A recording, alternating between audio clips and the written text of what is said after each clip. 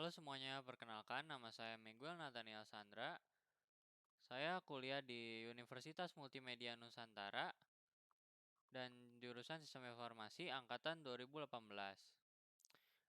Pada kali ini saya akan menjelaskan rangkuman saya pada mata kuliah Web Design and Development. Jadi topiknya itu Reusable Template. Reusable Template, sebelum Anda memulai menggunakan jQuery, kita harus memiliki atau mendapatkan pengetahuan berikut ini. Yang pertama ada HTML dan Cascading Style Sheet atau CSS. Yang kedua itu editor text dan browser web. Dan yang ketiga itu JavaScript dasar atau basic JavaScript. Lalu, what is a reusable project template? Sebagian besar situs web memiliki tata letak khusus yang generik di sebagian besar, jika tidak semua halamannya. Ini berlaku untuk situs web yang responsif dan non-responsif.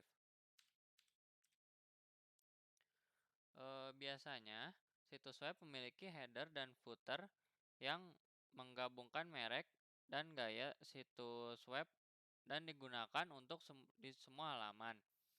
Beberapa situs web juga memiliki bilas sisi yang digunakan di semua halaman. Mari kita lihat di YouTube.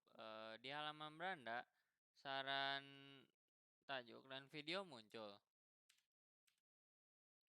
Lalu di-scroll ke bawah, menunjukkan catatan kaki dengan tautan yang berguna setelah semua rekomendasi video.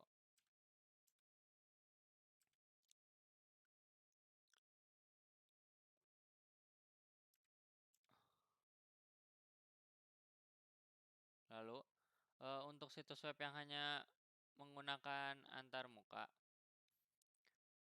normal, mulailah dengan membuat file kode dan menjalankannya langsung di browser untuk pengujian. Tetapi ini tidak memungkinkan kami untuk membuat template proyek yang dapat digunakan kembali seperti yang telah kita bahas sebelumnya. Lalu, untuk membuat template seperti ini, kita memerlukan bahasa sisi server backend. Salah satu contoh adalah menggunakan PHP, tetapi bahasa apapun sudah cukup dan template ini akan mudah untuk diadaptasi.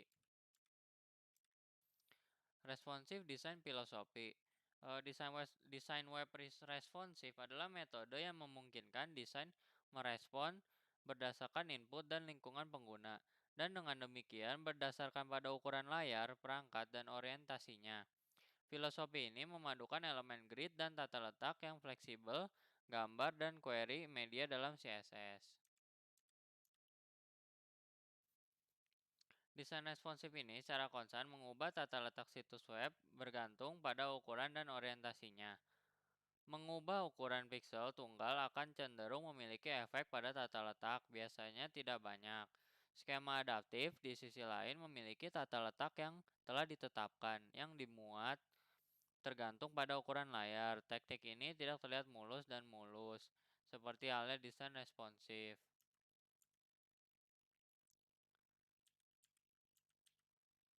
Responsive grids and column, breakpoint, brief history of bootcamp.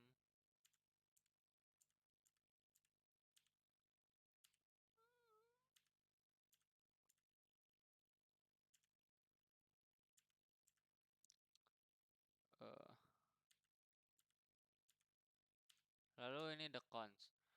Menggunakan kerangka kerja juga dilengkapi dengan masalahnya sendiri. Masalah yang paling umum ditemukan ketika mengadopsi suatu kerangka kerja adalah sebagai berikut. Yang pertama itu excessive codes atau dapat kita artikan sebagai kode berlebihan dan learning curve, kurva belajar. Lalu yang terakhir less flexibility, kurang fleksibel. Terima kasih atas perhatiannya. Sampai jumpa.